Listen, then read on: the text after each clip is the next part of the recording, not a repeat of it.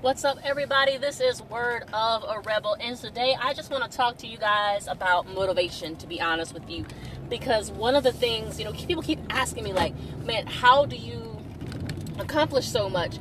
And they assume that I'm like super motivated, like just intuitively all the time, super motivated, and I'm really not.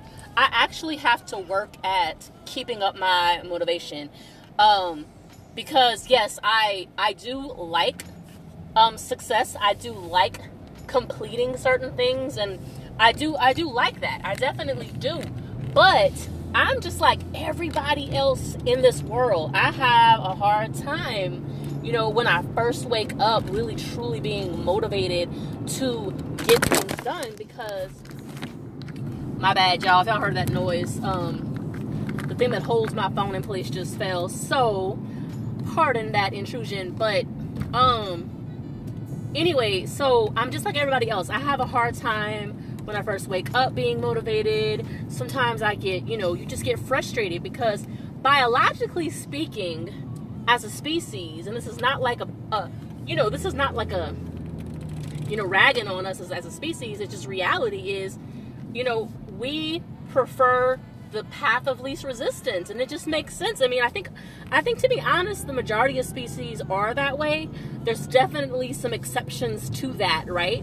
When we think of things like, ants and termites and bees, those particular species, all they know is work. They accomplish some great things because they never stop working. But then it's also sad, because those particular species, they spend their entire life and existence working. They don't really get to relax and enjoy smelling stuff and eating yummy food. Everything about their existence is the survival of the colony. So when we look at other species, when we think about like lions and eagles and even frogs and lizards and all these other species, they choose the path of least resistance. So it's not even like a bad thing that we as humans exist that way. That's an evolutionary reality. We would prefer to exist in the way that causes us the least friction.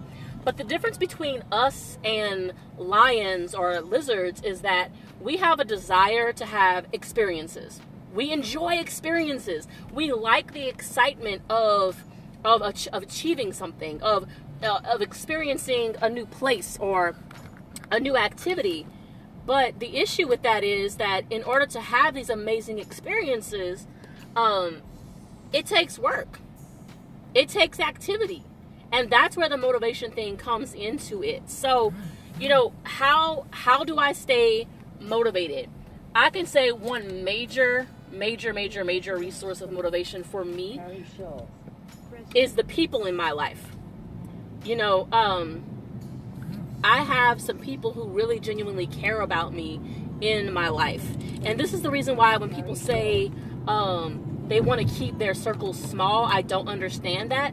That's a opposite of what should be your mission, right? Because if you are truly interacting with people and just being aware of what benefit they play in your life, your circle should be growing. See, when people say things like their circle is getting smaller, what they really mean is they have a habit of drawing people to them who don't mean them the best. And that means that you need to analyze how it is that you choose the people that are coming into your life. Because we all meet people on a regular basis, but we all have a personal responsibility to decide who it is that we're going to engage with on a regular basis and in what ways. And so if you find yourself being surrounded by people who don't mean you well, then you need to assess the way that you actually choose who to spend time with, because that's where the root of the problem is. So number one, you need to bring people around you and accept people around you that are inspiring and motivational. And you have to be honest. Number two, you have to be honest with them. Because if you BS and you say, oh yeah, I did everything that I wanted to do this week that's going to lead toward my success of achieving that goal. No, stop lying to the people. If you're honest with them, like, hey, man, I hit this roadblock. Like, I have this obstacle. You know, they can then be there for you and encourage you. But if you're not honest, if you're putting up a front, you're not going to get that kind of reception. You're not going to get that kind of support. You know what I'm saying? Have those honest conversations and then give that back to them. Like, whenever your contacts, your friends, you know, your lover, who, you know, your family, whatever, when they talk to you, be that open, safe space for them to be vulnerably honest about whether or not they're motivated. You know what I'm saying? And ladies, keep it real. Keep it 100. We know when it's that time of the month, it is hard as hell to be productive. Because what guys don't know is, like, when a woman is having her time of the month, her hormone cycle is being affected by that. And I have to pause this episode because I have an important phone call coming through. So, speaking of those connections in your life that inspire you and motivate you, while I was recording the episode, I had gotten a text message from one of those people that does that for me. And then I had to end the recording because I had a phone call from another person who is very inspirational for me and helps keep me motivated. So, that's one of the major ways I feel of getting motivated and staying motivated, honestly. Another thing that I find is it's much easier to stay motivated when you focus on breaking the bigger goals into smaller steps. So a lot of people focus on the bigger vision of where it is they're going, because they you know, and it's an instinctual thing. The idea is that, you know, like if you're taking a trip, for example, you're focusing on the destination and where you're going. But whenever you're driving, you may not think about this, but you have to pay attention to where you are in the present, because you have to get safely from this location where you are now to the next mile. And so it's the same concept when it comes to keeping yourself self-motivated, is to break the large goal into steps and focus on where you are now. A lot of the time what I do with a goal, and please excuse the coughing, my bad. A lot of the time what I do with a goal is I create a map of sorts of what the steps could possibly look like to get where I'm going. Not what they're definitely going to look like, but what they could possibly look like. And then as I progress forward, I try to focus and maintain, you know, my consistency with the present goal, the most near goal. Something that's closest to being able to be reached and achieved. Something small, something simple, something manageable. And getting through that mile before getting on to the second mile and the third mile, right?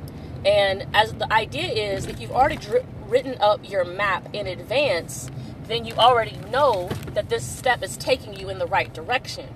Now, of course, I don't necessarily always hold true to the map 100% of the times. As we know, sometimes you have to adjust your route. Sometimes you have to adjust your strategies. Things happen. You might get pulled over and get a ticket. You have to be okay with that. You have to adapt to those situations and keep the flow going. But my point is that if you have the map ahead of time, it makes it easier to focus on these smaller steps along the way. So that way you don't lose your self-motivation. So for me, these have been the two biggest means of maintaining motivation. Because like I said at the beginning of this episode, you know, being motivated is not something that comes intuitively to most species on the planet. We're motivated for survival, absolutely. And that's the reason why when we're in desperate situations, emergent situations, we seem so much more capable of taking action. Because when you're in that adrenaline state, you are more likely to take action. But it's also not healthy to live in a constant adrenaline state. You can't live in a constant state of emergency. That causes PTSD and worse. It really debilitates your entire body, your health, and it will take years off of your life. So we have to find these ways, these healthy ways of maintaining our motivation, in order for us to get the same, or at least close to the same results as if we were constantly in a state of emergency. So I hope this has helped you guys. Don't feel bad when you lose motivation. Don't beat yourself up.